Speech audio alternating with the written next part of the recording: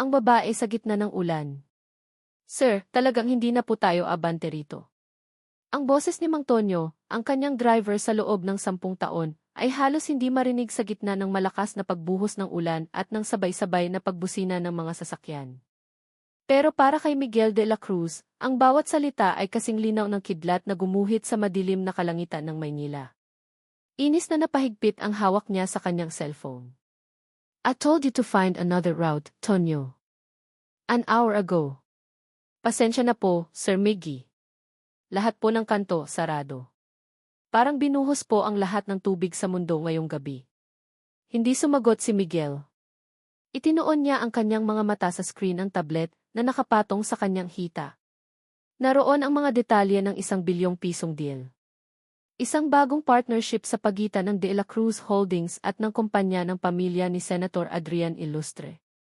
Isang deal na magpapatibay sa kanyang imperyo. Isang deal na hindi maaaring mapalpak dahil lang sa isang hangal na traffic jam. Control.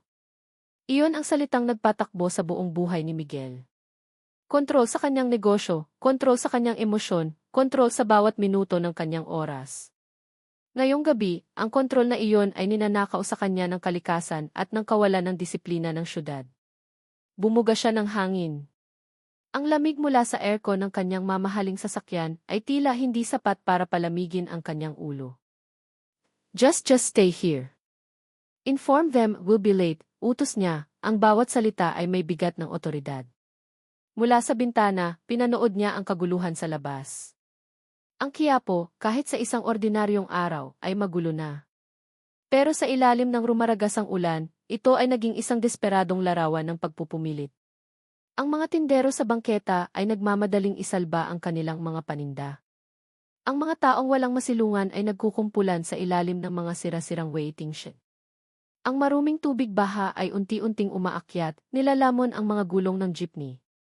Isang mundo na napakalayo sa kanyang penthouse sa Giz. Isang mundo na matagal na niyang tinalikuran.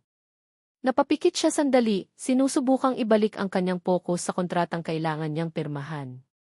Subalit may kung anong puwersa ang nagpabalik ng tingin niya sa labas. At doon, sa gitna ng lahat ng kaguluhan, sa gitna ng ulan, nakita niya ito. Isang babae.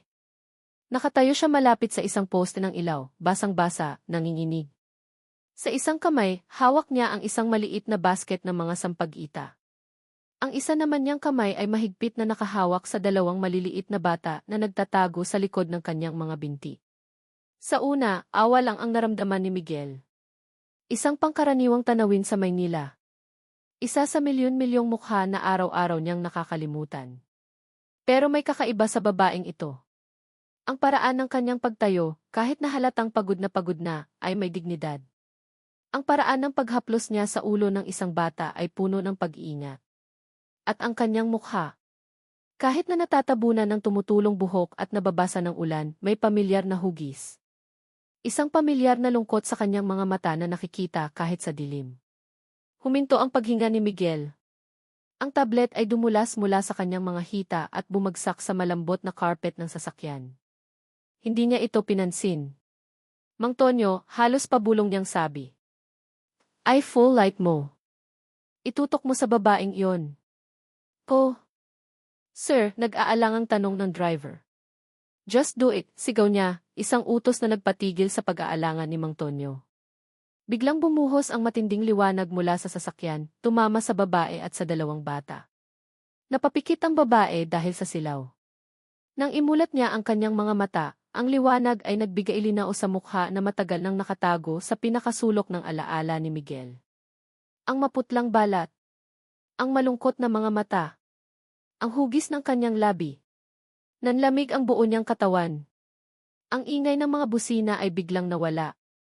Ang tanging naririnig niya ay ang malakas na kabog ng sarili niyang dibdib. Hindi maaari. Celestina Reyes. Ara.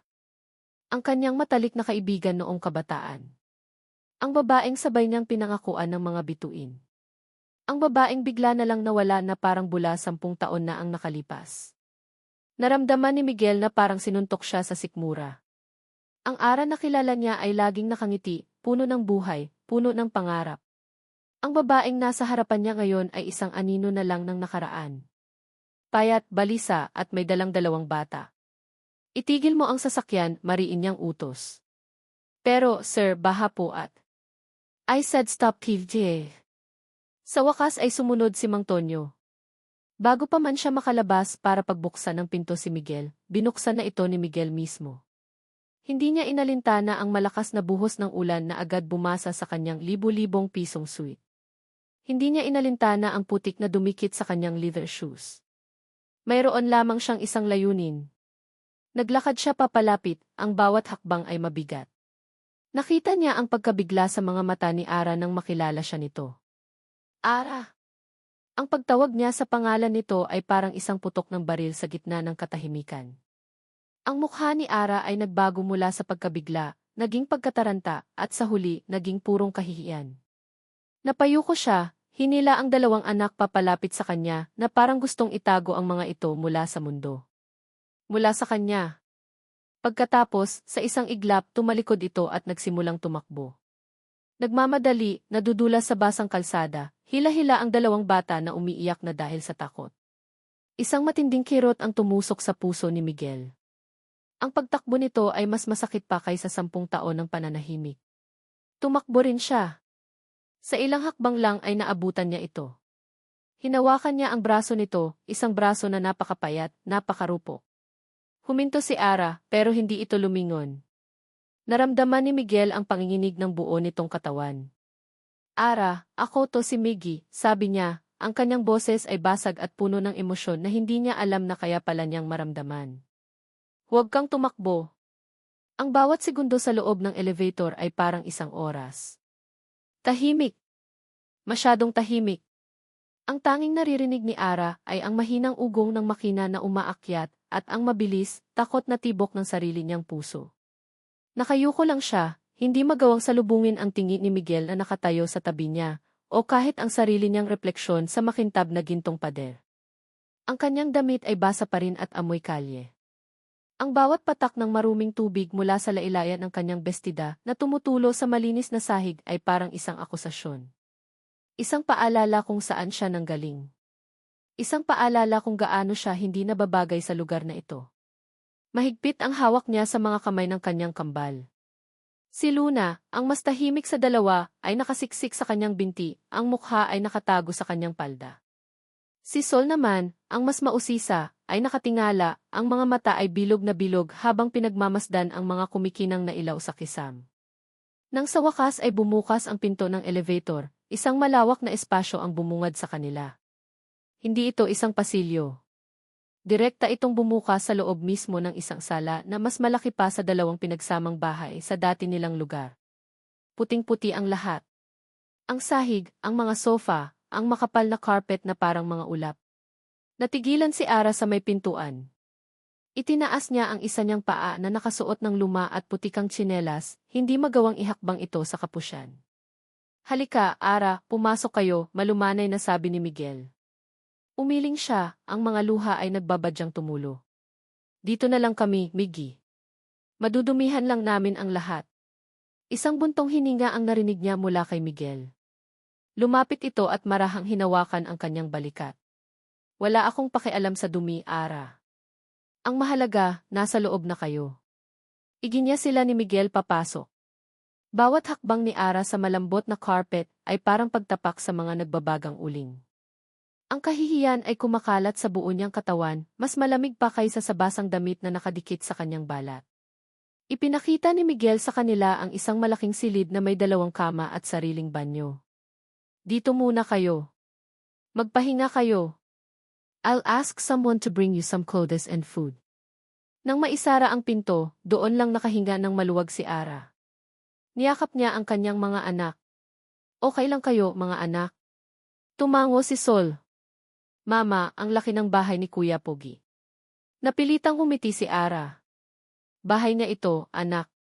Ilang sandali pa, isang katulong na nakauniporme ang kumatok at nag-abot ng mga bagong damit at tuwalya. Habang pinapaliguan ni Ara ang kanyang mga anak sa banyong mas malaki pa sa dati nilang nirerentahang kwarto, hindi niya napigilang mapaluha. Ang bise ay napuno ng mainit na tubig at bula. Sa unang pagkakataon sa loob ng maraming buwan, narinig niyang muli ang malakas na halakhak ni Luna at Sol. Naglalaro sila, nagsasabuyan ng tubig, ang kanilang mga munting katawan ay sa wakas ay malinis at mainit. Isang simpleng bagay. Isang bagay na dapat ay naibibigay niya sa kanila. Pero hindi niya nagawa. Isang estranghero, isang multo mula sa nakaraan, ang gumawa nito para sa kanila. Kerot at pasasalamat. Ang dalawang emosyon ay nag-aaway sa loob ng kanyang dibdib. Matapos bihisan at patulugin ang kambal sa malambot na kama, lumabas si Ara ng silid. Naabutan niya si Miguel sa sala, nakatayo sa harap ng isang dambuhalang bintanang salamin, tanaw ang kumikinang na syudad sa ibaba. Miggy, tawag niya. Lumingon ito. Nagpalit na rin ito ng damit, isang simpleng gray na t-shirt at sweatpants, pero bakas pa rin ang otoridad sa tindig nito. Gising ka pa pala, sabi ni Miguel.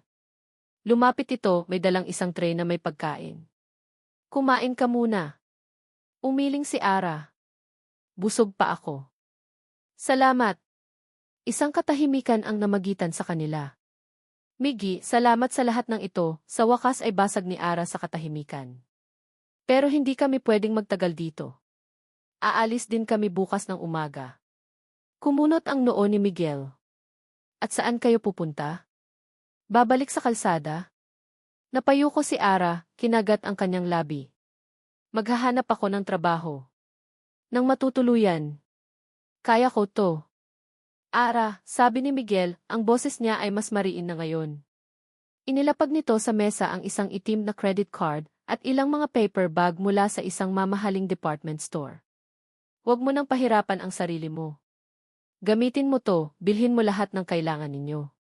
Tinitigan ni Ara ang credit card na parang isang ahas. Ito na. Ang limos. Ang awa. Umiling siya, mas matatag ngayon. Hindi ko matatanggap yan. Bakit hindi? Tanong ni Miguel, halatang naguguluhan. I'm just trying to help. Dahil hindi ko kailangan ng tulong mo, medyo tumaas ang boses ni Ara, bago niya ito napigilan. Huminga siya ng malalim. Salamat, pero hindi ko yan kailangan. Kung gusto mo talaga akong tulungan, hayaan mo akong magtrabaho dito. Bilang bayad. Maglilinis ako, maglalaba, magluluto. Kahit ano. Para hindi ako isang pabigat. Isang mahabang katahimikan ang sumunod. Tinitigan siya ni Miguel, ang mga mata nito ay maihalong pagkadismaya at kung anong emosyon na hindi niya mabasa. Hindi ka pabigat, Ara, sabi nito sa wakas. Pero para kay Ara, iyon mismo ang tingin niya sa sarili. Isang pabigat. Hindi na siya sumagot. Tumalikod siya at bumalik sa silid. Hindi siya nakatulog ng gabing iyon. Matapos siguraduhing mahimbing na ang tulog ng kambal, tumayo siya at lumapit sa bintana ng kanilang silid. Tanaw din mula roon ang syudad, isang dagat ng mga ilaw. Napakaganda. Napakatahimik. At nakakabaliw. Para siyang isang ibon na inilagay sa isang napakagandang haula. Isang gintong haula. Ligtas daw siya rito, sabi ni Miguel. Pero pakiramdam niya ay mas bilanggo pa siya kaysa dati. Dahil ang rehas ng kulungang ito ay hindi bakal, kundi utang na loob at kahihiyan. Isang mahinang katok sa pinto ang nagpabalik sa kanya sa realidad.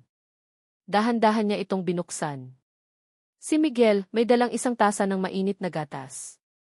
Nakita kong bukas pa ang ilaw mo, sabi nito, iniabot ang tasa sa kanya. Baka makatulong to para makatulog ka. Tinanggap niya ito, ang init ng tasa ay gumapang sa kanyang nanlalamig na mga kamay. Salamat, pabulong niyang sabi. Tinitigan siya ni Miguel, ang mga mata nito ay puno ng pag-aalala.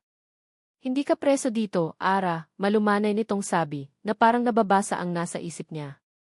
Nandito ka para maging ligtas. Ligtas. Ang salitang iyon ay umalingaw sa kanyang isipan. Ligtas kanino? Tanong niya sa sarili habang pinapanood niya si Miguel na tumalikod at maglakad palayo. Ligtas sa gutom? Ligtas sa ulan? Pero ligtas ba siya sa multo ng kanyang nakaraan? Ligtas ba siya sa lalaking dahilan kung bakit siya napunta sa kalsada? Ligtas ba siya kay Adrian Illustre? Napahigpit ang hawak niya sa tasa. Ang sagot ay isang malakas at malinaw na hindi. At ang katotohanang iyon ay mas nakakatakot kaysa sa anumang gabi sa gitna ng lansangan. Kinabukasan, sinubukan ni Miguel na ibalik ang lahat sa normal. O kung anuman ang normal sa bago nilang sitwasyon. Maaga siyang pumasok sa kanyang home office, isang silid na puno ng teknolohiya at mga libro. Sinubukan niyang mag-focus sa mga numero sa screen, sa mga email na kailangan niyang sagutin, sa mga tawag na kailangan niyang gawin. Pero ang isip niya ay laging lumilipad pabalik sa kabilang silid, kung nasaan si Ara at ang kanyang mga anak. Paulit-ulit na bumabalik sa isip niya ang tanong, anong nangyari sa'yo, Ara? Sa loob ng 10 taon, inisip niya na baka nag-asawa na ito, namuhay ng simple at masaya sa probinsya, at kinalimutan na siya. Hindi niya kailanman naisip na ang kahihinatnan nito ay ang lansangan. Nang lumabas siya para magkape, nakita niya si Ara sa kusina, suot ang isa sa mga bagong damit na ipinadala niya. Isang simpleng puting t-shirt at pantalon. Pero kahit gaano kasimple ang damit, hindi nito maitago ang pagiging alanganin ni Ara sa paligid. Good morning, bati ni Miguel. Nagulat si Ara. Ah, Miggy. Good morning. Nagtimpla ako ng kape. Salamat, sabi niya, kinuha ang tasang iniabot nito. Sinubukan niyang ngumiti. Kamusta ang tulog ninyo?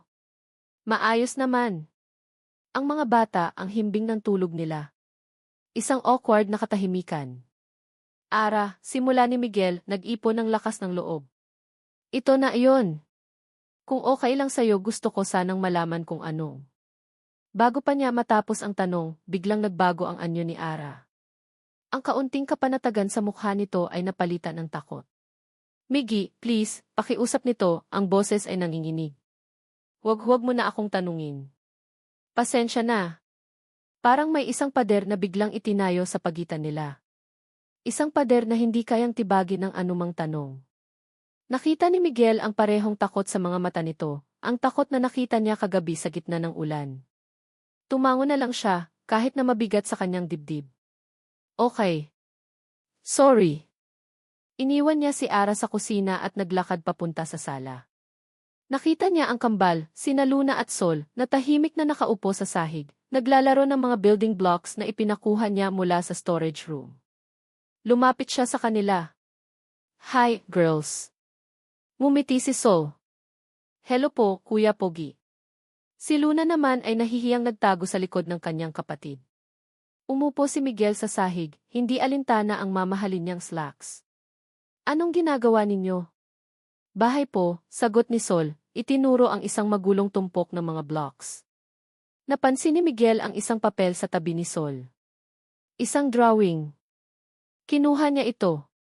Ito ay isang larawan ng pamilya. Isang babae, 2 bata at isang malaking bahay. Pero sa gilid ng papel, may isa pang figura. Isang lalaki, iginuhit gamit ang itim na krayola. Walang mukha, pero may 2 matang galit na parang 2 itim na butas. Sino to, Sol? Tanong ni Miguel, itinuro ang itim na figura. Biglang nawala ang ngiti sa mukha ni Sol. Kinuha nito ang papel mula sa kamay ni Miguel, mabilis itong ginusot at itinago sa kanyang likuran. Umiling lang ito at hindi na nagsalita. Isang malamig na kaba ang gumapang sa dibdib ni Miguel. Ang takot ni Ara. Ang takot ng mga bata. Lahat ay konektado sa isang bagay. O sa isang tao. Pinili ni Miguel na huwag nang pilitin pa ang bata. Nakita niya ang takot sa mga mata nito at ayaw niyang dagdagan pa iyon. Ngumiti na lang siya ng pilit. Okay, sige. Maglaro na lang ulit kayo. Gusto niyo ba ng ice cream mamaya? Mabilis na tumango si Sol, tila nakalimutan na ang nangyari. Pero si Miguel, hindi. Ang imahe ng lalaking iginuhit na may galit na mga mata ay nakatatak na sa kanyang isipan. Bumalik siya sa kanyang opisina, dala-dala ang isang mabigat na pakiramdam. Sinubukan niyang ibalik ang kanyang atensyon sa trabaho, pero ang mukha ni Ara at ang drawing ni Sol ay patuloy na sumasagi sa isip niya. May isang malaking piraso ng puzzle na nawawala at alam niyang kailangan niya itong hanapin. Isang notification ang lumabas sa kanyang computer screen. Video conference, Senator Adrian Illuster, 5 minutes. Napabuntong hininga siya. Trabaho. Kailangan niyang mag-focus. Ito ang partnership na magpapalawak pa lalo sa De La Cruz Holdings. walang puwang para sa personal na problema. Sakto sa oras, sinagot niya ang video call. Isang ngiting politiko ang bumungad sa kanya mula sa screen. Si Senator Adrian Illuster. Makisig, nasa 40 at may kumpiyansa sa sarili na kayang magpatumba ng pader. N. De la Cruz. It's pleasure to finally speak with you, bati ni Adrian, ang boses ay malalim at kaaya-aya. The pleasure is all mine, Senator, sagot ni Miguel, ibinalik ang profesional na ngiti. I've reviewed the proposal. It's impressive. I only work with the best, Miguel, if I may call you that. And your company is the best, sabi ni Adrian. I believe this partnership will not only be profitable, but will be a great service to the Filipino people. Nagpatuloy ang kanilang usapan sa loob ng halos 1 oras. Tinalakay nila ang mga detalye, ang mga plano, ang mga posibleng maging hadlang. Sa bawat minutong lumilipas, mas lalong humahanga si Miguel. Si Adrian Illustre ay matalino, magaling magsalita at may malinaw na pananaw. Isa siyang perpektong business partner. Nang matapos ang tawag, nakaramdam si Miguel ng gaan. Marahil, kailangan niya lang talagang ituon ang sarili sa trabaho para mawala ang mga alalahanin niya tungkol kay Ara. Bilang pagre-relax, binuksan niya ang malaking dihi sa dingding ng kanyang opisina at inilipat sa isang 24-hour news channel. At doon na naman siya. Si Senator Adrian Illuster. Isang special report tungkol sa kanyang pinakabagong charity work. Ipinapakita sa video si Adrian na namamahagi ng relief goods sa isang nasalantang komunidad. Nakikipagkamay siya sa mga matatanda, hinahalikan ang mga sanggol, at nagbibigay ng isang madamdaming talumpati tungkol sa kahalagahan ng pagtulong sa kapwa at pagprotekta sa mga mahihina. Ang perpekting imahe ng isang lingkod bayan. Samantala, sa labas ng opisina, nagpasya si Ara na dalhan si Miguel ng isang basong tubig. Ito ang pinakasimpleng paraan na naisip niya para ipakita ang kanyang pasasalamat, para maramdaman man lang na may silbi siya sa malaking bahay na ito. Dahan-dahan siyang naglakad sa pasilyo, hawak ang isang tray. Nakabukas ang pinto ng opisina ni Miguel, kaya't narinig niya ang boses mula sa TSI. Isang boses na kilalang kilala niya. Isang boses na gumigising sa kanya sa gabi mula sa mga bangungot. Huminto siya sa tapat ng pinto, ang kanyang mga paa ay tila napako sa sahig. Dahan-dahan niyang itinuon ang kanyang paningin sa screen. At nakita niya ang mukha. Ang nakangiting mukha. Ang mapanlinlang na mukha. Ang mundo ni Ara ay biglang huminto. Ang ingay ng balita, ang tibok ng kanyang puso, ang hangin sa kanyang baga, lahat ay nawala. Ang tray ay dumulas mula sa kanyang mga nanginginig na kamay. Crash! Ang tunog ng nabasag na salamin ay pumunit sa katahimikan ng penthouse. Napalingon si Miguel mula sa kanyang upuan, nagulat sa ingay. Ang nakita niya ay nagpatigil sa kanyang paghinga. Si Ara. Nakatayo sa may pinto, ang mukha ay puting-puti na parang papel. Ang kanyang mga mata ay nanlalaki sa purong takot, nakatitig hindi sa kanya, kundi sa screen kung saan nakangiti pa rin si Senator Adrian Illustre. Sa isang iglap, nagdugtong-dugtong ang lahat sa isip ni Miguel. Ang pagtakbo ni Ara sa gitna ng ulan. Ang kanyang pag-ayaw na magkwento. Ang itim na figura na may galit na mga mata sa drawing ni Sol. Ang multo ng kahapon ni Ara ay may pangalan. At ito ang lalaking kasosyo niya ngayon sa negosyo. Isang malamig na kaba ang gumapang sa dibdib ni Miguel. Ang takot ni Ara. Ang takot ng mga bata. Lahat ay konektado sa isang bagay. O sa isang tao. Pinili ni Miguel na huwag nang pilitin pa ang bata. Nakita niya ang takot sa mga mata nito at ayaw niyang dagdagan pa iyon. Umiti na lang siya ng pilit. Okay, sige. Maglaro na lang ulit kayo. Gusto niyo ba ng ice cream mamaya? Mabilis na tumango si Sol, tila nakalimutan na ang nangyari. Pero si Miguel, hindi. Ang imahe ng lalaking iginuhit na may galit na mga mata ay nakatatak na sa kanyang isipan. Bumalik siya sa kanyang opisina, dala-dala ang isang mabigat na pakiramdam. Sinubukan niyang ibalik ang kanyang atensyon sa trabaho, pero ang mukha ni Ara at ang drawing ni Sol ay patuloy na sumasagi sa isip niya. May isang malaking piraso ng puzzle na nawawala at alam niyang kailangan niya itong hanapin. Isang notification ang lumabas sa kanyang computer screen, video conference, Senator Adrian Illustre, 5 minutes. Napabuntong hininga siya. Trabaho. Kailangan niyang mag-focus. Ito ang partnership na magpapalawak pa lalo sa De La Cruz Holdings. Walang puwang para sa personal na problema. Sakto sa oras, sinagot niya ang video call. Isang ngiting politiko ang bumungad sa kanya mula sa screen. Si Senator Adrian Illustre. Makisig, nasa 40 at may kumpiyansa sa sarili na kayang magpatumba ng pader. N. De La Cruz. It's pleasure to finally speak with you, bati ni Adrian, ang boses ay malalim at kaaya-aya. The pleasure is all mine, Senator, sagot ni Miguel, ibinalik ang profesional na ngiti. I've reviewed the proposal. It's impressive. I only work with the best, Miguel, if I may call you that. And your company is the best, sabi ni Adrian. I believe this partnership will not only be profitable, but will be a great service to the Filipino people. Nagpatuloy ang kanilang usapan sa loob ng halos 1 oras. Tinalakay nila ang mga detalye, ang mga plano, ang mga posibleng maging hadlang. Sa bawat minutong lumilipas, mas lalong humahanga si Miguel. Si Adrian Illustre ay matalino, magaling magsalita at may malinaw na pananaw. Isa siyang perpektong business partner. Nang matapos ang tawag, nakaramdam si Miguel ng gaan. Marahil, kailangan niya lang talagang ituon ang sarili sa trabaho para mawala ang mga alalahanin niya tungkol kay Ara. Bilang pagre-relax, binuksan niya ang malaking dihi sa dingding ng kanyang opisina at inilipat sa isang 24-hour news channel. At doon na naman siya. Si Senator Adrian Illustre. Isang special report tungkol sa kanyang pinakabagong charity work. Ipinapakita sa video si Adrian na namamahagi ng relief goods sa isang nasalantang komunidad.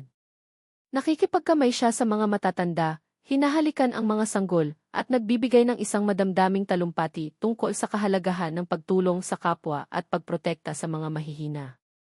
Ang perpekting imahe ng isang lingkod bayan. Samantala, sa labas ng opisina, nagpasya si Ara na dalhan si Miguel ng isang basong tubig. Ito ang pinakasimpleng paraan na naisip niya para ipakita ang kanyang pasasalamat, para maramdaman man lang na may silbi siya sa malaking bahay na ito. Dahan-dahan siyang naglakad sa pasilyo, hawak ang isang tray. Nakabukas ang pinto ng opisina ni Miguel, kaya't narinig niya ang boses mula sa TSI. Isang boses na kilalang-kilala niya. Isang boses na gumigising sa kanya sa gabi mula sa mga bangungot. Huminto siya sa tapat ng pinto, ang kanyang mga paa ay tila napako sa sahig. Dahan-dahan niyang itinuon ang kanyang paningin sa screen. At nakita niya ang mukha. Ang nakangiting mukha. Ang mapanlinlang na mukha. Ang mundo ni Ara ay biglang huminto. Ang ingay ng balita, ang tibok ng kanyang puso, ang hangin sa kanyang baga, lahat ay nawala. Ang tray ay dumulas mula sa kanyang mga nanginginig na kamay. Crash! Ang tunog ng nabasag na salamin ay pumunit sa katahimikan ng penthouse. Napalingon si Miguel mula sa kanyang upuan, nagulat sa ingay. Ang nakita niya ay nagpatigil sa kanyang paghinga. Si Ara. Nakatayo sa may pinto, ang mukha ay puting-puti na parang papel. Ang kanyang mga mata ay nanlalaki sa purong takot, nakatitig hindi sa kanya, kundi sa screen kung saan nakangiti pa rin si Senator Adrian Illustre. Sa isang iglap, nagdugtong-dugtong ang lahat sa isip ni Miguel. Ang pagtakbo ni Ara sa gitna ng ulan. Ang kanyang pag-ayaw na magkwento. Ang itim na figura na may galit na mga mata sa drawing ni Sol. Ang multo ng kahapon ni Ara ay may pangalan. At ito ang lalaking kasosyo niya ngayon sa negosyo. Ang mukha sa telebisyon. Ang ngiti. Ang boses. Parang isang pako na biglang ibinaon sa kanyang sentido. Ang hangin ay biglang nawala sa kanyang mga baga, at ang silid ay nagsimulang umikot. Ang nabasag na salamin sa sahig ay naging malabo, ang matalas na tunog nito ay napalitan ng isang ugong sa loob ng kanyang tainga. Celestina D. Ang boses niya. Ang boses ni Adrian. Umaalingaw sa isip niya, hindi mula sa Z, kundi mula sa isang nakaraang puno ng takot. Ah! Narinig niya ang boses ni Miguel, pero parang nanggagaling ito sa napakalayo. May mga kamay na humawak sa kanyang balikat, marahan siyang inaalalayan, pero ang kanyang mga mata ay nanatiling nakapako sa screen. Sa lalaking sumira ng kanyang buhay, na ngayon ay nakangiti sa buong mundo na parang isang santo. Ara, look at me. Breve, utos ni Miguel, ang boses nito ay kalmado pero mariin. Dahan-dahan, pinihit ni Miguel ang kanyang mukha palayo sa telebisyon.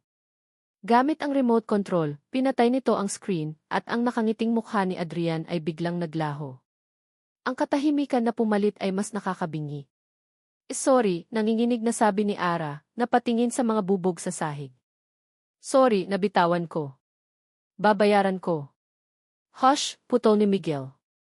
Hindi ito galit. Walang bakas ng inis sa boses nito. Wala yan. Huwag mo yang isipin. Halika. Inalalayan siya nito palayo sa mga bubog at pinaupo sa malambot na sofa. Hindi ito umalis. Sa halip, umupo ito sa tabi niya. Hindi nagsasalita. Hindi nagtatanong. Nakaupo lang ito roon, ang presensya nito ay isang solidong pader sa pagitan niya at ng kanyang mga multo. Para kay Ara, ang katahimikan na iyon ay mas malakas pa kaysa sa anumang salita. Inaasahan niyang magagalit ito, magtatanong, pipilitin siyang magpaliwanag. Pero wala. Hinayaan lang siya nitong huminga. Hinayaan lang siya nitong ibalik ang kanyang sarili mula sa bingit ng takot. Unti-unti bumagal ang tibok ng kanyang puso. Ang panginginig ng kanyang mga kamay ay nabawasan. Gusto mo ng hangin? Tanong ni Miguel pagkaraan ng ilang minuto. Tumango si Ara, hindi makapagsalita. Iginya siya ni Miguel pabalik sa elevator, pero sa pagkakataong ito, pataas sila. Bumukas ang pinto sa isang rooftop garden. Ang malamig na hangin ng gabi ay agad na yumakap sa kanya, mas malinis at mas presko kaysa sa aircon sa loob. Ang buong syudad ay nasa ilalim ng kanilang mga paa, isang kumot ng kumikinang na mga ilaw. Sa isang sulok, nakatayo ang isang malaking teleskopyo. Naaalala mo pa ba? Tanong ni Miguel, lumapit sa teleskopyo. Lagi tayong tumatakas noon para lang manood ng mga bituin sa bukid ni na Lolo. Hindi napigilan ni Ara ang isang maliit, malungkot na ngiti. Naaalala niya. Ang mga gabing iyon ang pinakapayapa sa buong buhay niya. Siya at si Miggy, nakahiga sa damuhan, nangangarap tungkol sa mga planeta at kalawakan. Akala mo noon, may mga alien sa Mars, sabi ni Ara, ang boses ay halos pabulong. Napangiti si Miguel. Isang totoong ngiti. At ikaw naman, naniniwalang gawa sa keso ang buwan. Itinuon ni Miguel ang teleskopyo sa kalangitan. Tingnan mo. Sumilip si Ara.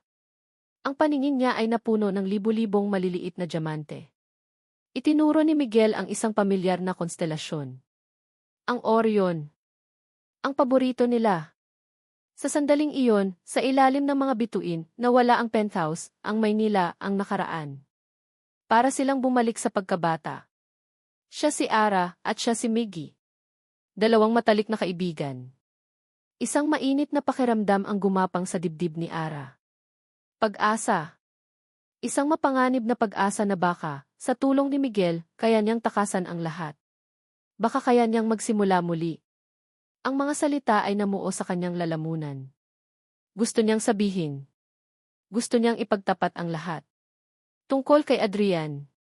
Tungkol sa mga ginawa nito sa kanya. Tungkol sa kambal. Iminulat niya ang kanyang bibig. Miggy, ang totoo rin. Ngunit biglang bumalik ang takot. Paano kung hindi siya paniwalaan ni Miguel? Paano kung isipin nitong nagsisinungaling lang siya para makakuha ng simpatsya? O, mas malala pa, paano kung maniwala nga ito at subukang kalabanin si Adrian? Si Adrian ay isang makapangyarihang senador. Isang demonyo na nagtatago sa likod ng isang ngiti. Ayaw niyang madamay si Miguel. Ayaw niyang masaktan din ito. Napailing si Ara, pinipigilan ang mga luhang nagbabanta. Oh, wala. Pasensya na. Tinitigan siya ni Miguel, ang mga mata nito ay puno ng pag-unawa at kaunting pagkadismaya. Pero hindi na ito namilit. Sa halip, bumuntong hininga ito at tumingin sa mga bituin. Kahit sino pa ang kinatatakutan mo, Ara, seryosong sabi ni Miguel, ang kanyang boses ay isang pangako sa gitna ng malamig na gabi. Hindi kita pababayaan. Pangako. Ang mga salitang iyon ay tumagos sa puso ni Ara. Isang pangako. Isang bagay na matagal na niyang hindi narinig. Napatingin siya kay Miguel, at sa unang pagkakataon mula nang magkita silang muli, naramdaman niyang hindi siya nag-iisa. Ngunit ang sandaling iyon ay biglang pinunit. Riing.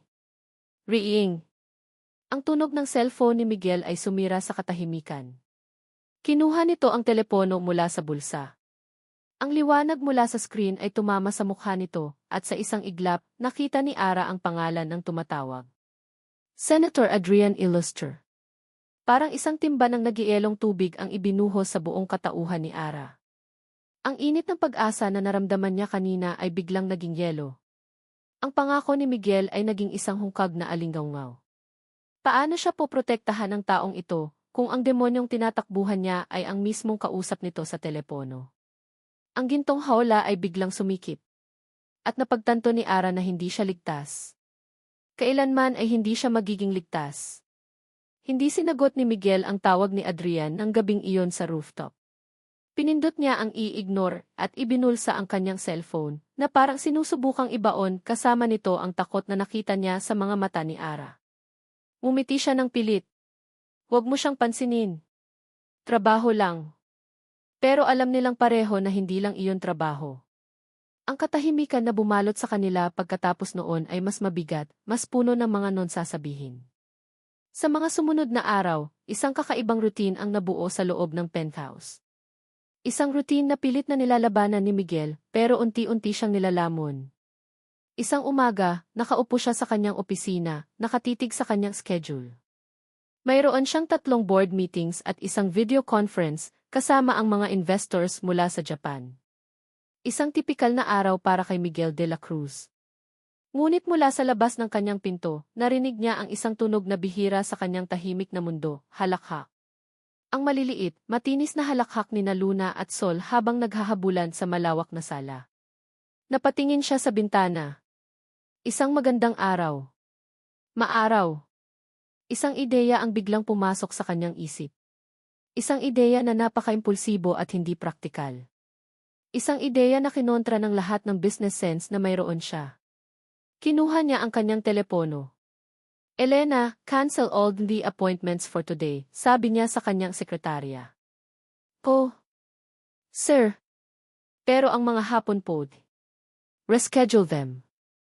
Tell them it's a family emergency. Family emergency, sir, may pag-aalangan sa boses ni Elena. Yes.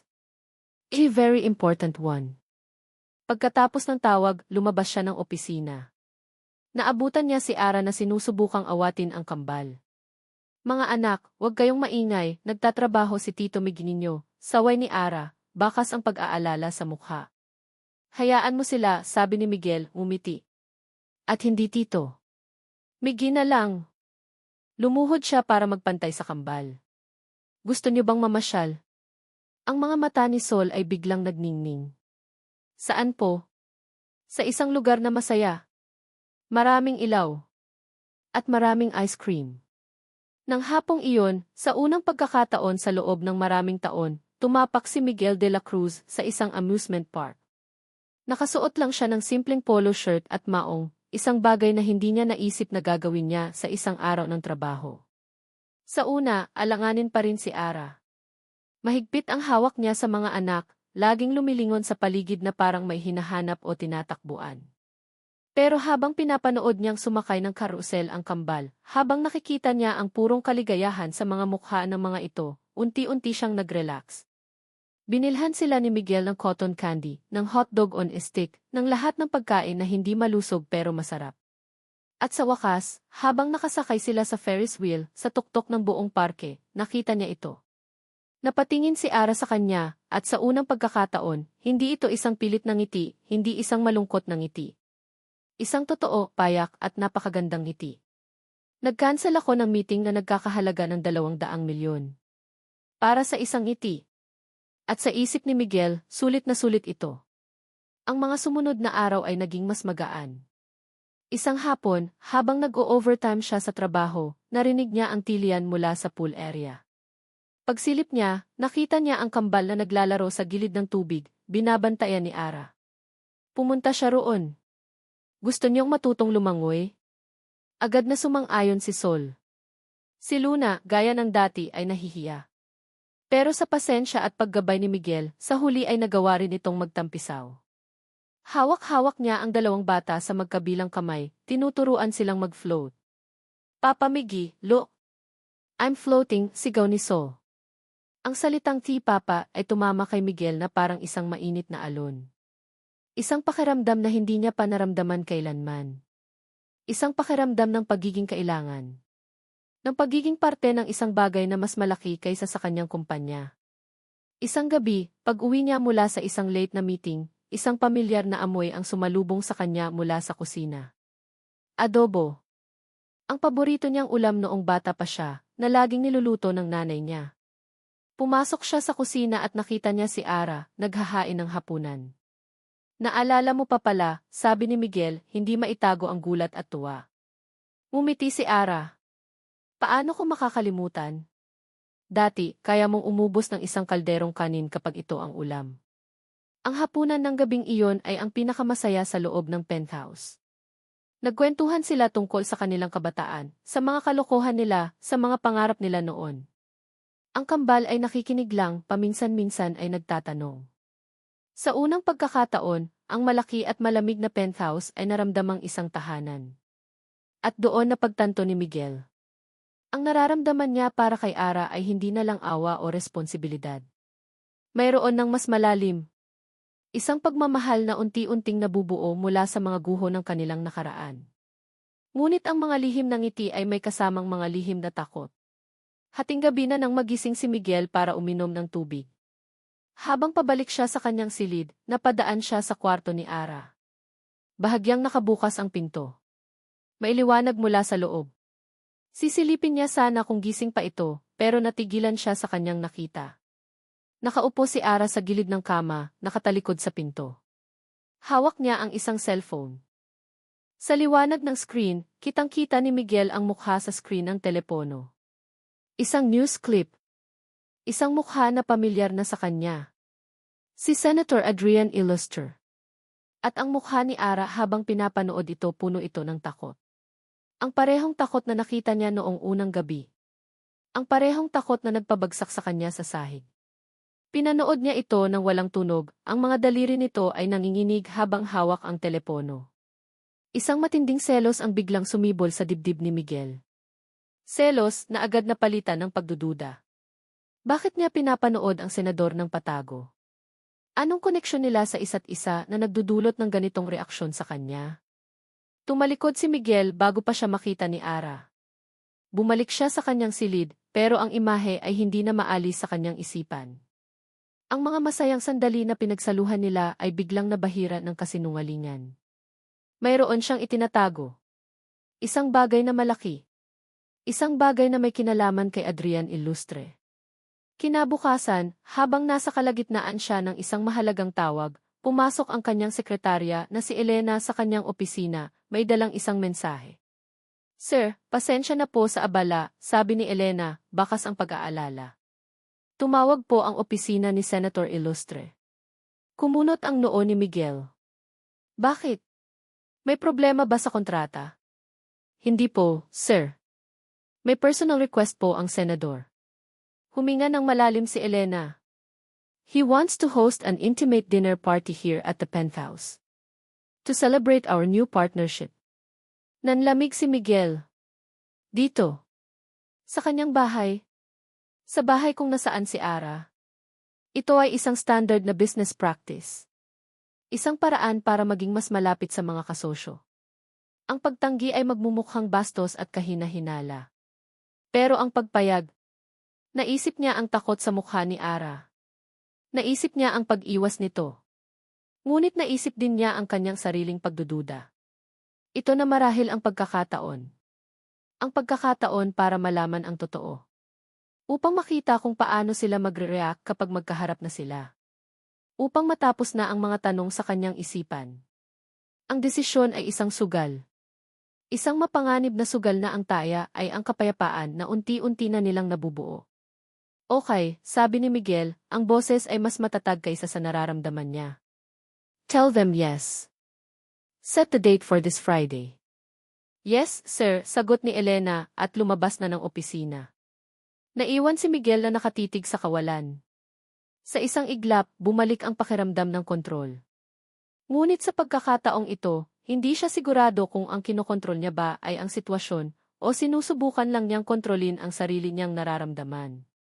Ang pag-ibig ay nagiging komplikado kapag may kasamang pagdududa. At alam ni Miguel na sa Biyernes ng gabi, ang dalawang iyon ay tiyak na magbabanggaan. Ang mga salita ni Miguel ay parang isang hatol ng kamatayan. May bisita ka sa Biyernes. Isang dinner party. Si Senator Illuster. Sinabi ito ni Miguel sa paraang kaswal na para bang sinasabi lang niya na ulan bukas. Pero para kay Ara, ang bawat salita ay isang malakas na kulog na yumanig sa kanyang buong pagkatao. Bakit? Iyon lang ang salitang lumabas sa kanyang bibig, isang pabulong na tanong na puno ng pagkatakot. Business partner ko siya, Ara. It's just for work. Don't worry, hindi mo kailangang lumabas ng kwarto mo kung ayaw mo. Hindi kita pipilitin.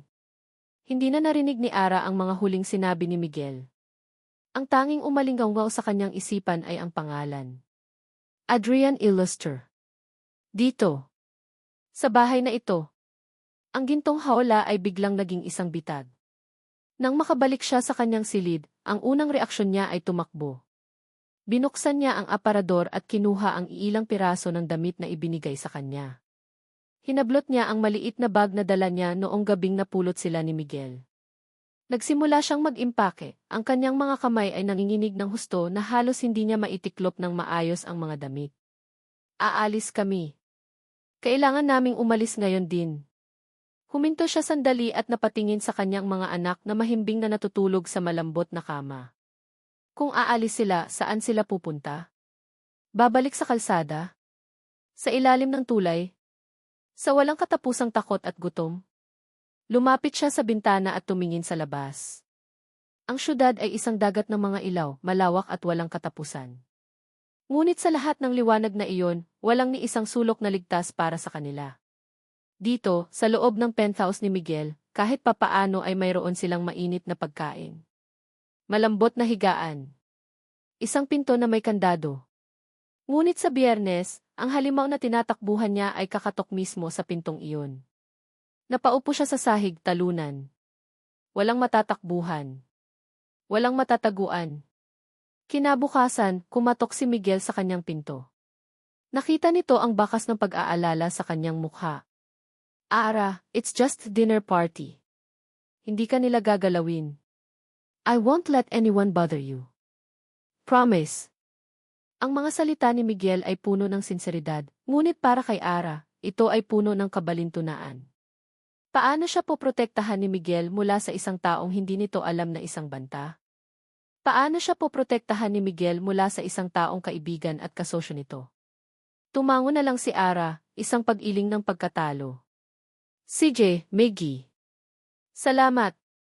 Ang plano niya ay simple, sa Biyernes ng gabi, ikakandado niya ang pinto. Hindi siya lalabas. Hindi niya hahayaang marinig ng kanyang mga anak ang boses na iyon. Magtatago sila sa dilim hanggang sa umalis ang bisita. At dumating ang gabi ng Biyernes. Mula sa loob ng kanilang silid, naririnig ni Ara ang mga mahihinang tunog mula sa labas. Ang kalansing ng mga kubyertos. Ang mahinang tugtog. Ang halakhak ng mga bisita. Bawat tunog ay parang isang karayom na tumutusok sa kanyang balat. Niyakap niya ang kanyang mga anak na nooy naglalaro sa kama. Buti na lang at hindi nila napapansin. Mama, I'm sleepy, sabi ni Luna, humihikab. Hinaplos ni Ara ang noo ng anak para halikan ito, ngunit natigilan siya. Mainit. Sobrang init. Kinuha niya ang thermometer sa maliit na first aid kit na ibinigay ni Miguel. 39 degrees. Mataas ang lagnat ni Luna. Biglang bumalot kay Ara ang isang bagong klase ng takot, isang takot na mas malakas pa kaysa sa takot niya kay Adrian. Ang takot ng isang ina. Kailangan ni Luna ng gamot, ng paracetamol. At ang gamot ay nasa medicine cabinet. Sa kusina. Dito lang kayo, mga anak, ha, sabi niya, pilit na pinapakalma ang sarili. Babalik agad si Mama. Dahan-dahan niyang binuksan ang pinto, sumilip sa pasilyo. Walang tao. Ang mga bisita ay nasa dining area, sa kabilang dulo ng penthouse. Mabilis ngunit maingat siyang naglakad, ang bawat hakbang ay tila isang malakas na yabag sa kanyang pandinig. Narating niya ang kusina. Salamat sa Diyos, wala ring tao rito. Ang mga caterer ay nasa labas. Nanginginig ang mga kamay niya habang binubuksan ang medicine cabinet. Nakita niya ang bote ng gamot para sa bata. Kukuha na sana siya ng kutsara nang bigla siyang may narinig. Isang tunog ng mga sapatos na panglalaki sa makintab na sahig. Papalapit. Napatigil siya, ang kanyang puso ay tila hihinto sa pagtibok. Nagtago siya sa likod ng kitchen island, umaasang hindi siya mapapansin. Nakita niya ang anino bago niya nakita ang tao. Isang matangkad na anino. At pagkatapos, pumasok ito sa kusina. Si Adrian. May hawak na baso ng alak, ang kanyang mamahaling sweet ay perpektong lapat sa kanyang katawan. Tumigil ito sa gitna ng kusina at lumingon-lingon na para bang may hinahanap. Napahawak si Ara sa kanyang bibig para pigilan ang anumang tunog na maaaring lumabas. Huwag sana. Huwag sana siyang makita. Ngunit tila narinig ng tadhana ang kanyang panalangin at ginawa ang kabaligtaran. Ang mga mata ni Adrian ay dahan-dahang napadako sa direksyon niya. Sa una, tila wala itong nakita. Ngunit pagkatapos, isang dahan-dahan, malamig na ngiti ang sumilay sa mga labi nito. Isang ngiti na kilalang kilala ni Ara. Tumayo ng tuwid si Ara. Tapos na ang pagtatago. Naglakad ito papalapit, ang bawat hakbang ay kalmado at mayabang. Huminto ito sa harap niya, tinitingnan siya mula ulo hanggang paa, na parang isang piraso ng basura na nakakalat sa sahig ng malinis nitong mundo. Celestina, sabi nito, ang boses ay mahina ngunit puno ng lason. Ang paggamit nito sa kanyang buong pangalan ay parang isang sampal. Akala mo ba talaga makakatakas ka sa akin? Ang hapunan ay isang perpektong pagtatanghal. Si Miguel, bilang host, ay walang kapintasan. Nagpapatawa siya sa tamang oras, nakikinig ng may interes, at nagpapakita ng tamang antas ng paggalang sa kanyang mga bisita, lalo na kay Senator Adrian Ilustre. Ngunit sa likod ng kanyang ngiti, ang isip niya ay nasa ibang lugar. Nasa silid kung saan nagtatago si Ara. Kada 10 minuto, tinitingnan niya ang kanyang relo, iniisip kung okay lang ba ito. Kung natatakot ba ito? Ang pag-aalalang ito ay isang pamilyar na bigat sa kanyang dibdib, isang bagay na hindi niya naramdaman para sa sinuman sa loob ng maraming taon. Your place is magnificent, Miguel, sabi ni Adrian, itinaas ang kanyang baso ng wine. It's true symbol of success. Thank you, Senator, sagot ni Miguel. Success is best shared with the right partners. Sa gitna ng usapan, napansin ni Miguel na si Ara pala ay hindi pa rin bumabalik mula nang magpaalam na kukuha ng gamot para kay Luna.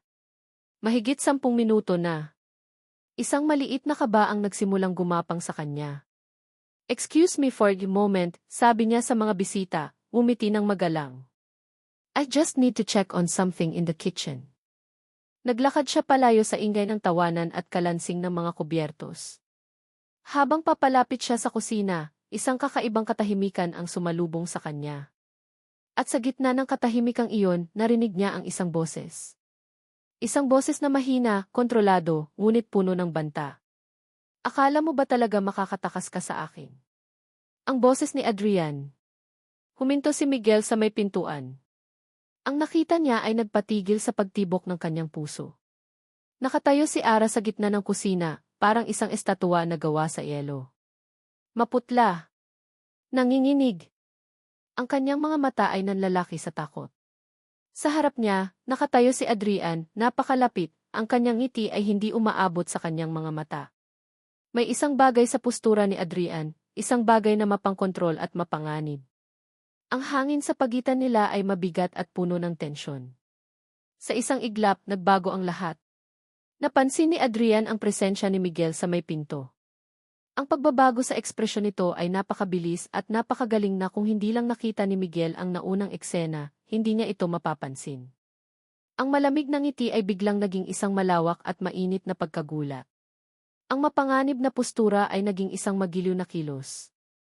Miguel, kaibigan ko, masayang sabi ni Adrian, itinaas ang mga kamay na parang sumusuko sa isang biro. Bigla nitong inakbayan si Ara, na lalong ikinagulat at ikinaputla nito. Hindi mo sinabi na ang bago mong kasambahay ay ang dati kong kapitbahay. Napatitig si Miguel kay Ara. Naghihintay. Naghahanap ng sagot sa mga mata nito. Pero si Ara ay nakayuko lang, hindi makatingin sa kanya. Ang katawan nito ay naninigas sa ilalim ng pagkakaakbay ni Adrian. Talaga, sabi ni Miguel, pilit na pinapanatiling neutral ang kanyang boses. Diyan sa luma naming tinitirhan sa mesa, tuloy-tuloy na kwento ni Adrian, ang kanyang pag-arte ay walang kapantay. Maliit pa ang mundo, ano? Itong si Celestina, napakatahimik na bata nito noon. Mabuti naman at napunta siya sa'yo. At least alam kong nasa mabuting mga kamay siya. Binitawan ni Adrian si Ara at tinapik ito sa balikat. Sige na, Celestina. Magpahinga ka na. Ako na ang bahala ritong kaibigan mo. Nang makita ni Ara ang pagkakataon, mabilis itong tumango at halos takbuhin ang daan palabas ng kusina, hindi man lang sumulyap kay Miguel. Naiwan silang dalawa ni Adrian. Ngumiti si Adrian. Pasensya ka na. Nagulat lang siguro. Matagal na kaming hindi nagkita. Tumango lang si Miguel. Ganoon nga siguro. Bumalik sila sa hapagkainan at nagpatuloy ang gabi na parang walang nangyari. Ngunit para kay Miguel, ang lahat ay nagbago. Nang sa wakas ay umalis na ang mga bisita, at ang penthouse ay bumalik na sa dati nitong katahimikan, pinuntahan ni Miguel si Ara sa kanyang silid. Kumatok siya. Ara, pwede ba tayong mag-usap? Binuksan nito ang pinto, pero nakaharang pa rin sa daan. Gising ang mga bata, Miggy. Saglit lang, pilit ni Miguel.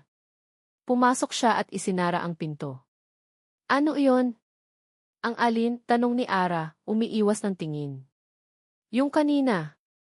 Sa kusina. Si Adrian. Napabuntong hininga si Ara. Wala yon. Kapitbahay ko lang siya dati, gaya ng sabi niya. Nagulat lang ako. Ara, nakita ko ang mukha mo, sabi ni Miguel, ang boses niya ay malumanay pero diretsyo. Hindi iyon gulat lang. Takot yon. Napayuko si Ara, niyakap ang sarili. Hindi kami close, Miggy. Mayabang siya. Hindi ko siya gusto.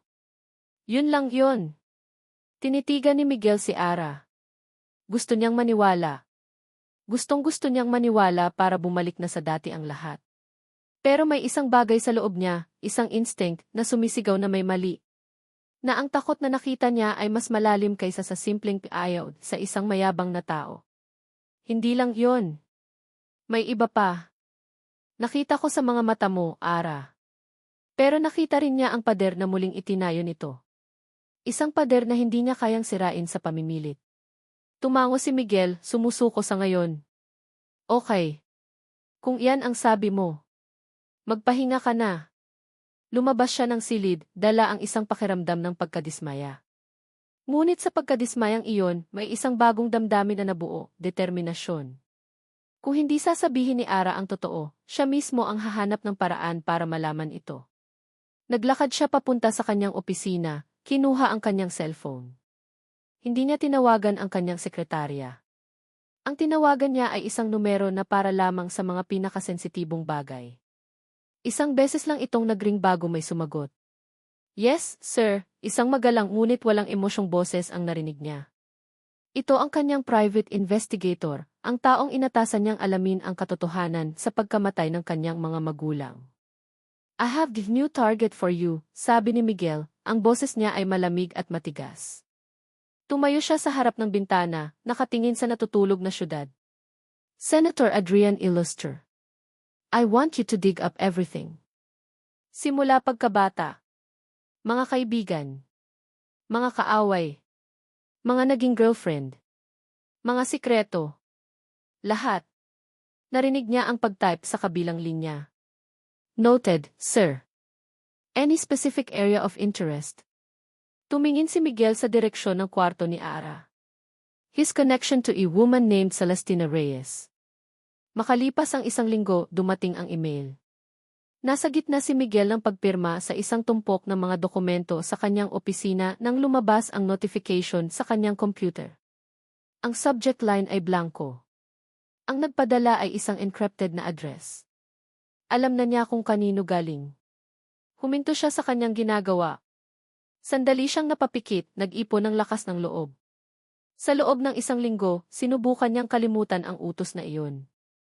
Sinubukan niyang paniwalain ang sarili na baka nag-overreact lang siya. Sa loob ng 1 linggo, naging masaya sila. Nagpunta sila sa zoo. Nagluto si Ara ng paborito niyang sinigang. Tinulungan niya si Sol sa kanyang assignment sa pagguhit. Bumabalik na ang ngiti sa mga labi ni Ara. At ayaw niya itong sirain. Ngunit narito na ang email. Ang kahon ni Pandora. At alam niyang kailangan niya itong buksan. Gumalaw ang cursor ng mouse papunta sa email. Isang click. Nag-download ang isang file. Isang EFI document na may password. Itinip niya ang code na ibinigay sa kanya dati. At bumukas ito. Ang unang pahina ay isang litrato ni Senator Adrian Illustre. Sa ilalim ang mga pangunahing impormasyon. Edad, edukasyon, pamilya. Walang bago. Nag-scroll siya pababa. Mga lumang artikulo ng balita. Mga negosyo ng kanyang pamilya. Mga koneksyon sa politika. At pagkatapos, nagsimula ang mga mas madidilim na detalye. Mga usap-usapan tungkol sa pananakot sa mga kalaban sa politika. Mga alegasyon ng paggamit ng dahas na hindi kailanman napatunayan. Napahigpit ang hawak ni Miguel sa mouse. At pagkatapos ay nakita niya ang pangalan. Celestina Reyes. Isang buong seksyon ang nakalaan para dito. Mga testimonya mula sa mga dating kapitbahay sa STA. Mesa. Mga kwento tungkol sa isang magandang dalaga na naging nobya ng nooy anak pa lamang ng isang mayamang negosyante na si Adrian. Nagbago ang mga kwento. Mula sa pag-ibig, naging kwento ito ng takot.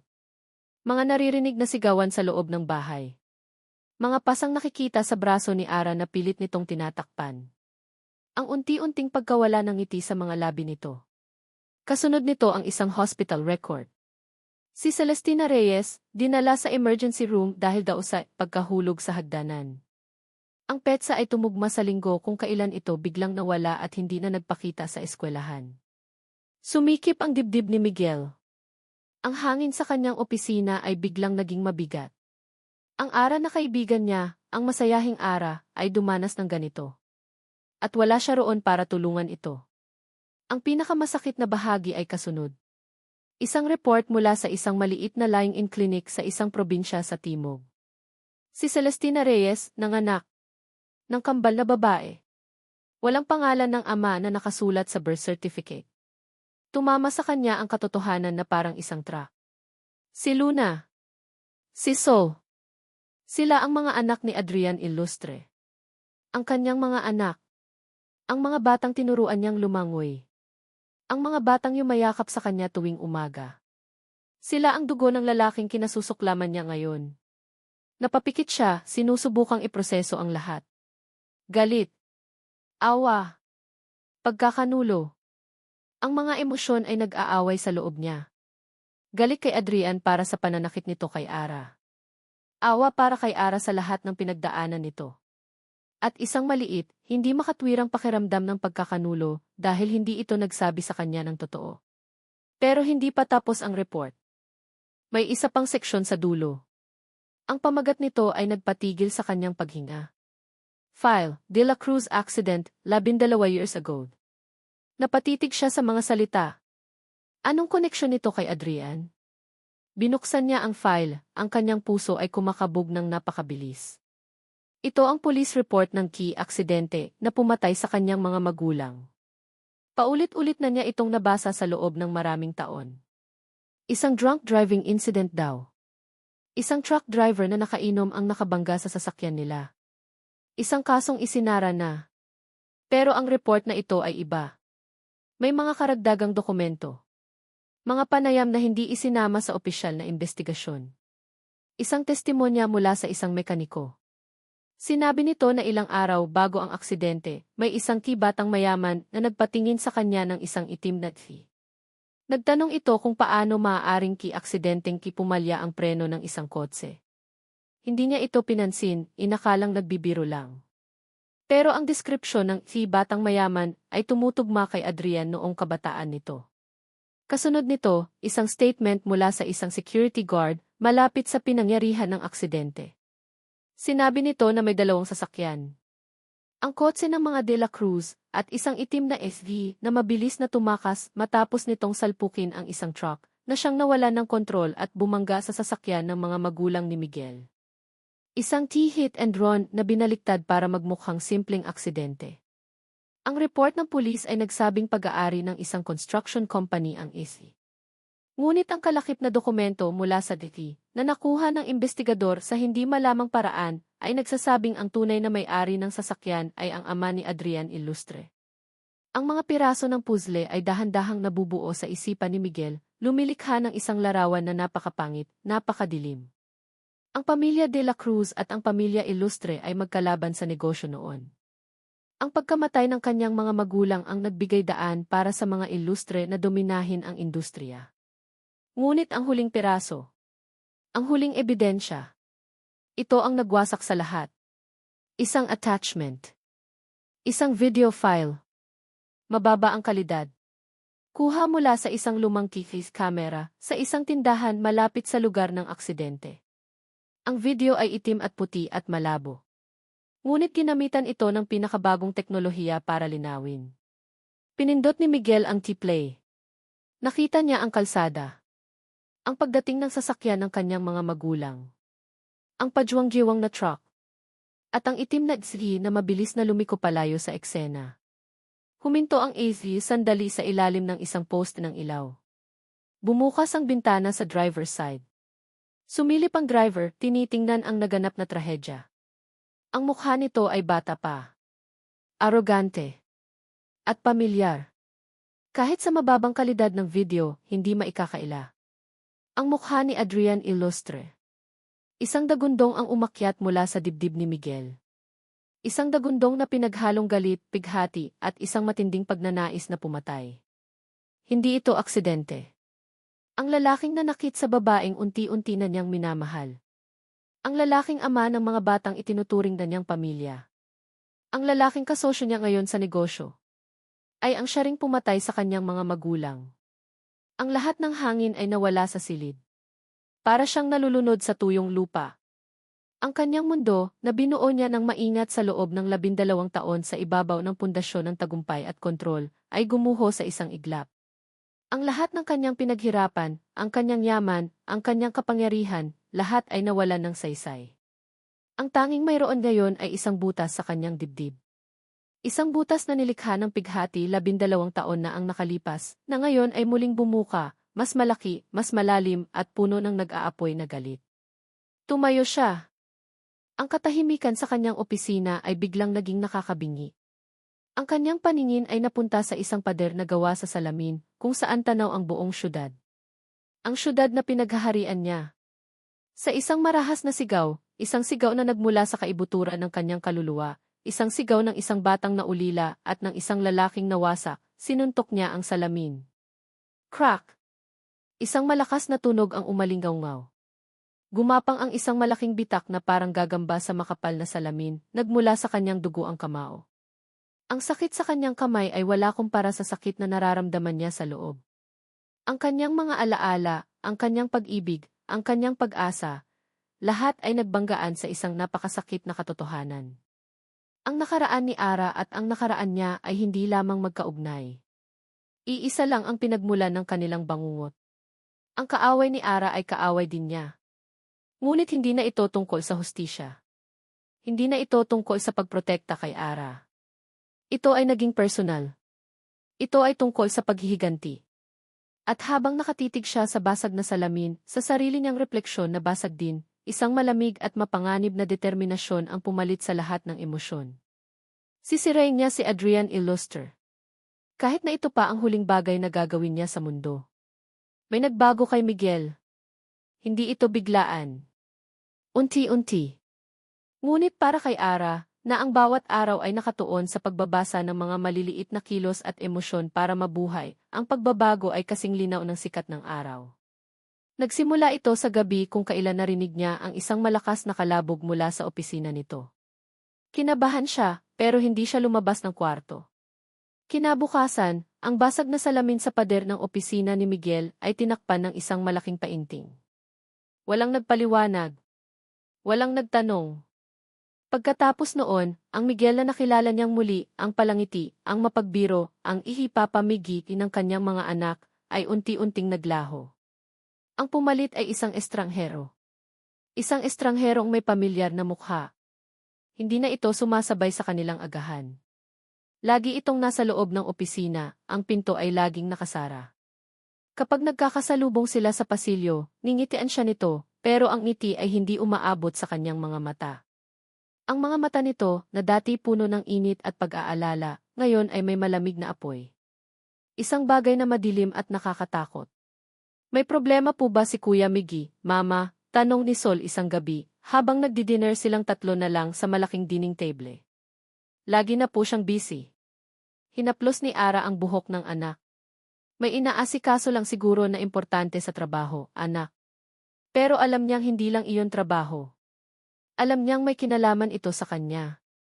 Sa nakaraan niya. Sa gabing iyon ng dinner party. Mula noon, naging ganito si Miguel. Malamig. Malayo. Isang gabi, hindi na natiis ni Ara. Kumatok siya sa pinto ng opisina nito. Miggy. Pasok, sagot nito mula sa loob. Pagbukas niya ng pinto, nakita niya ito. Nakaupo sa dilim, ang tanging liwanag ay mula sa kanyang laptop. Napapalibutan ito ng mga dokumento at mga tasa ng kape. Ang kanyang mukha ay pagod, ang kanyang panga ay matigas. Gabi na, hindi ka pa ba magpapahinga? Malumanay na tanong ni Ara. Hindi ito tumingin sa kanya. Ang mga mata nito ay nakapako sa screen. Marami pa akong kailangang tapusin. May problema ba, Miggy? Lakas loob niyang tanong. May nagawa ba ako? Sa wakas, tumingin ito sa kanya. At sa isang saglit, nakita ni Ara ang isang bagay sa mga mata nito na nagpakilabot sa kanya, isang matinding galit. Ngunit kasing bilis ng paglitaw nito, nawala rin ito, napalitan ng pamilyar na pagod. Wala, Ara. Pagod lang ako. Magpahinga ka na. Tumalikod si Ara, dala ang isang mabigat na pakiramdam. Nararamdaman niyang palayo na ng palayo sa kanya si Miguel. Ang tahanan na akala niya ay nahanap na niya ay unti-unti na namang nagiging isang magandang kulungan lang.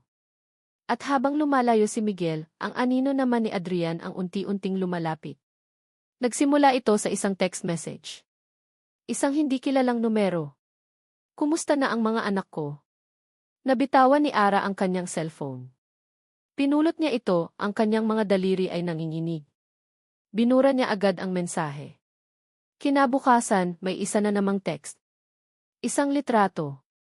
Isang litrato ni Luna at Sol na naglalaro sa playground ng maliit na eskwelahang pinapasukan nila, na si Miguel ang nag-enroll. Isang litrato na halatang kuha mula sa malayo. Isang stalker shot. Kasunod ng litrato ay isa pang mensahe. Kaya kong kunin sila kahit anong oras. Ang hangin ay nawala sa mga baga ni Ara. Ang kanyang mga anak. Ang kanyang buhay. Hindi sila ligtas. Kahit sa loob ng tour ni Miguel de la Cruz, abot pa rin sila ng mga galamay ni Adrian. Desperada, kailangan niyang makausap si Miguel. Kailangan niyang sabihin ang totoo. Kahit na magalit pa ito. Kailangan niya ng tulong. Pinuntahan niya ulit ito sa opisina. Kakatok na sana siya nang makita niyang bahagyang nakabukas ang pinto. Sumilip siya sa loob. Nakita niya si Miguel, nakatayo, nakatalikod sa pinto. Nakatingin ito sa isang lumang litrato na nakapatong sa mesa nito. Ang litrato ng kanyang mga magulang. Ang mga balikat ni Miguel ay naninigas. Ang kanyang mga kamay ay nakakuyom sa kanyang gilid. At ang ekspresyon sa mukha nito, na nakikita niya mula sa refleksyon sa bintana, ay isang bagay na hindi pa niya nakikita kailanman. Isang purong pagkamuhi. Isang uhaw sa paghihiganti. Natigilan si Ara. Naintindihan niya. Hindi ito tungkol sa kanya. O hindi lang tungkol sa kanya. May sariling demonyo si Miguel na binabalikan. At sa hitsura nito, ang demonyong iyon ay malapit nang makawala. Tumalikod siya, hindi na kumatok. Paano niya idadagdag ang sarili niyang problema sa isang taong halatang pasan na ang buong mundo? Paano niya hihingin na iligtas siya, kung ito mismo ay tila nalulunod? Bumalik siya sa kanyang silid, ang pakiramdam ng pag-iisa ay mas matindi kaysa dati. Pakiramdam niya ay nasa gitna siya ng dalawang nag-uumpugang bato. Sa isang banda, si Adrian at ang kanyang mga pagbabanta. Sa kabilang banda, si Miguel at ang madilim na landas na tinatahak nito. Nakatayo siya sa gitna at alam niyang siya at ang kanyang mga anak ang unang madudurog. Ring. Ring. Isang hindi rehistradong numero ang tumatawag sa kanyang telepono. Nanginginig niyang sinagot ito. Hello? Celestina. Ang boses. Ang malamig at mayabang na boses na iyon. Napapikit si Ara, hinigpitan ang hawak sa telepono. Anong kailangan mo? Tanong niya, pilit na pinatatatag ang kanyang boses. Isang tuyong tawa ang narinig niya sa kabilang linya. Ang kailangan ko. Simple lang. Nakikita kong masyado ka ng komportable dyan sa tour ng De La Cruz na iyan. Nakikita kong nagsisimula ka ng mangarap ulit. May pagbabanta sa bawat salita. Huwag mong idamay ang mga anak ko, sabi ni Ara, ang takot ay napapalitan na ng galit ng isang ina. Sila ang pinag-uusapan natin dito, Celestina, sagot ni Adrian, ang boses ay biglang naging seryoso. Gusto mo ba silang lumaki na kasama ang isang taong sisirain ko? Dahil maniwala ka sa akin, sisirain ko si Miguel de la Cruz. Mayroon akong mga alas na hindi niya alam. Nanlamig ang buong katawan ni Ara. Ang pagbabanta ay hindi na lang para sa kanya at sa mga bata. Para na rin ito kay Miguel. Si Miguel na nagbigay sa kanila ng kanlungan. Si Miguel na nagpakita sa kanila ng kabutihan.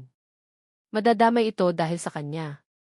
Ano-ano ang gusto mong gawin ko? Tanong ni Ara, ang kanyang boses ay basag na. Ito na ang tunog ng pagsuko. Isang sandaling katahimikan. At pagkatapos, ibinigay ni Adrian ang kanyang hatol. Ang kanyang ultimatum. Umalis ka sa poder ni De La Cruz at sumama ka sa akin, malamig na utos ni Adrian. O sisirain ko siya at kukunin ko ang mga anak natin. Ang telepono ay dumula sa kanyang kamay at bumagsak sa sahig. Ang mga pagpipilian. Ang mga imposibleng pagpipilian. Manatili sa tabi ni Miguel at panoorin itong masira dahil sa kanya, habang anumang oras ay maaaring kunin ni Adrian ang kanyang mga anak. Oh! Sumama kay Adrian. Bumalik sa impyerno. Isakripisyo ang sarili niyang kalayaan at kaluluwa para lang iligtas ang dalawang taong pinakamamahal niya, si Miguel at ang kanyang mga anak. Tumingin siya sa natutulog na sina Luna at Sol. Ang kanilang mga payapang mukha. Ang kanilang mga pangarap. At sa sandaling iyon, alam na ni Ara ang kanyang gagawin. Ang pag-ibig kung minsan ay hindi tungkol sa pananatili. Kung minsan, ang pinakadakilang pagpapakita ng pag-ibig ay ang pag-alis. Kumpiyansa. Iyon ang naramdaman ni Miguel sa unang pagkakataon sa loob ng maraming araw. Nakatayo siya sa harap ng kanyang keyboard sa loob ng opisina. Isang malaking corkboard na puno ng mga litrato, mga diagram at mga dokumento. Sa gitna, ang nakangiting mukha ni Senator Adrian Illustre. Sa paligid nito, ang lahat ng ebidensyang nakalap niya. Ang testimonya ng mekaniko. Ang statement ng security guard. Ang mga hospital records ni Ara. Ang mga bank records na nagpapakita ng malaking perang ipinadala sa pamilya ng truck driver na umako sa kasalanan. At ang pinakamalakas na alas niya, ang malinaw na kopya ng TV footage. Ang plano ay simple at brutal. Sa susunod na linggo, sa isang malaking press conference, para sa formal na paglulunsad ng kanilang partnership, ilalabas niya ang lahat. Isang perpektong bagyo na sisira kay Adrian sa harap mismo ng buong mundo. Hindi lang ang kanyang karera ang mawawasak, kundi ang buo nitong pagkatao. Ito ang katarungan para sa kanyang mga magulang. Ito ang katarungan para kay Ara. Isang ngiti ang sumilay sa kanyang mga labi. Isang malamig at matalim na ngiti. Sa wakas, pagkatapos ng 12 taon, makakamit na niya ang kapayapaan. Habang pinagmamasdan niya